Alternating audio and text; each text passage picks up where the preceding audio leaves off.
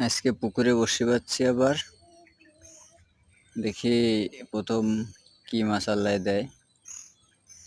বাড়ির নিজস্ব পুকুরে, নিজের ছোট পুকুরে বসে পাচ্ছি আজকে। হিট বাইদে গেছে। এই তো বাইদে গেছে মাছ। এই দেখি কি মাছ। যে আগে বলতে পারবেন সে কমেন্ট করেন।